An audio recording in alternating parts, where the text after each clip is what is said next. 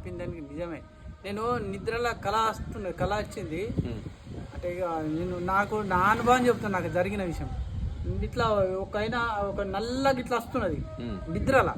అంటే ఏసి తండినా ఏం అని తండినా నిద్రలనే తండుతున్నా. పక్క పొంటి మా మన్మరాలు అన్నది, మా మన్మరాల్ని కోరికిన. ఎందుకు అట్లా నాకు అంటే ఇప్పుడు మనిషి రకరకాల ఆహార పదార్థాలు తింటాం, రకరకాల సంస్కారాలు ఉంటాయి. మన నిద్రపోయినప్పుడు సినిమా రీలు తిరిగినట్టు అవన్నీ కూడా తిరుగుతుంటాయి. ఇప్పుడు మద్యపానం చేసి పడుకున్న వ్యక్తికి ఎటువంటి ఆలోచనలు వస్తాయి?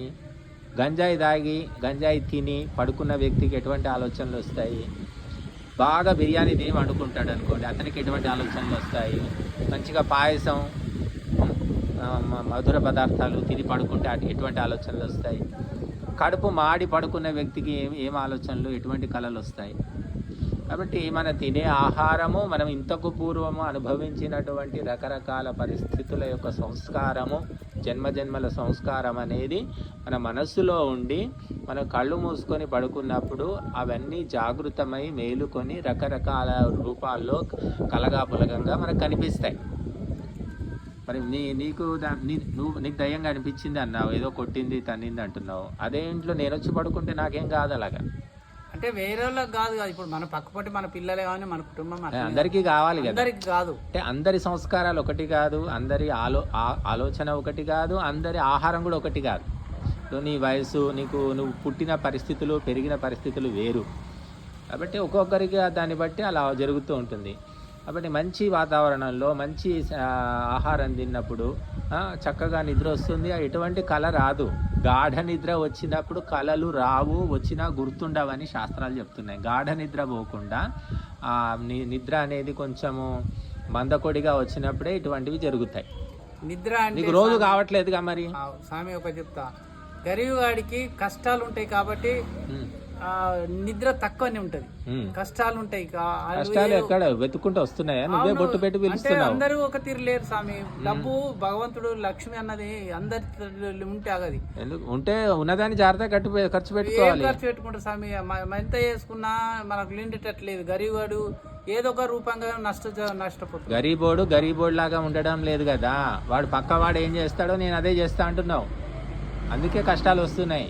ఇప్పుడు నీ పక్కన వాడు 10,000 జీతం ఉంది, వాడు ఎట్లా జీవితం గడుపుతాడు? 5,000 సంపాదన ఉన్నోడు అలాగే గడుపుతాడా? అవసరమా చెప్పండి. 5,000 ఉన్నోడు 5,000 లెక్కనే ఉంటాడు, ఉండలేడు కదా.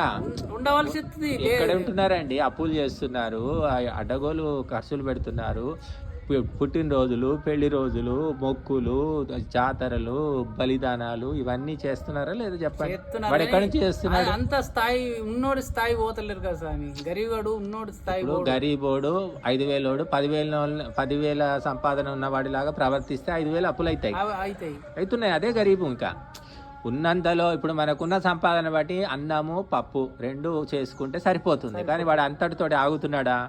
బిర్యానీ కావాలి, సమోసాలు కావాలి, బజ్జీలు కావాలి, చేస్తున్నాడు.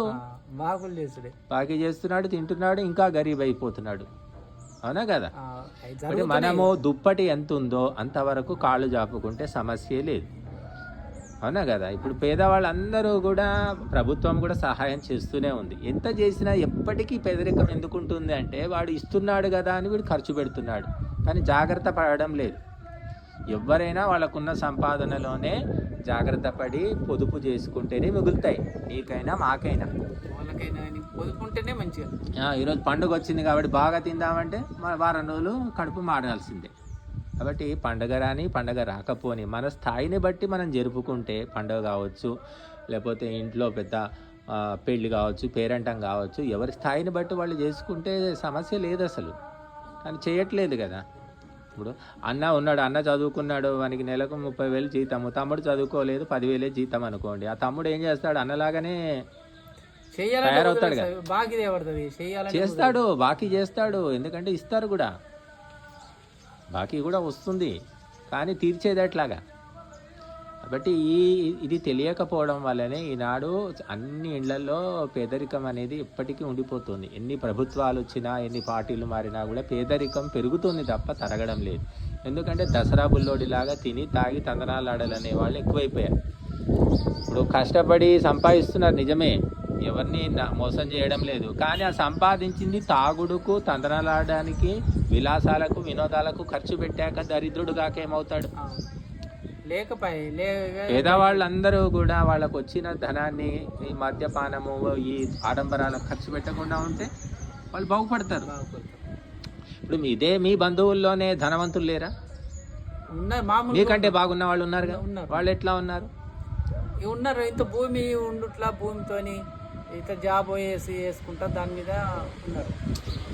ఏదో ఒకటి వాళ్ళు ఒక పద్ధతి లేకపోతే డబ్బు నిలుస్తుందా చెప్పండి? ఏదైనా ఉంటేనే నిలుస్తుంది. పద్ధతి ప్రకారం ఉంటేనే బతికేది కష్టం. ఇక పద్ధతి తప్పి పేకాట ఆడుకోవడము, మందు తాగడము, మాంసాహారం తినడము, బిర్యానీలు తినడము, భోగ విలాసాల్లో తేలిపోతే వచ్చిన 5,000 10,000 మిగులుతాయా? ప్రభుత్వము 2,000 ఇస్తుంది ముసలి వాళ్లకు, అవి కూడా సరిపోవడం లేదు. అవి కూడా కొట్టి లాగేసుకుంటున్నారు. మళ్ళీ విధవలకు డబ్బు ఇస్తుంది, ఇంకా అనేక రకాలుగా సహాయం చేస్తుంది కదా. ఇక్కడ ప్రజలలో ఆలోచన లేదు. ఆలోచన ఉంటే ఈ సహాయం వల్ల బాగుపడేవాడు. ఫ్రీగా వస్తుంది కాబట్టి ఇంకా విచ్చలవిడిగా ఖర్చు చేస్తున్నారు. మీరు గమనించలేదు? చెప్పండి. చేస్తాను సార్, నాకు అర్థమైతే అంత ఉన్నోళ్ళు ఉన్నారు. కాబట్టి మనం ఒక పూట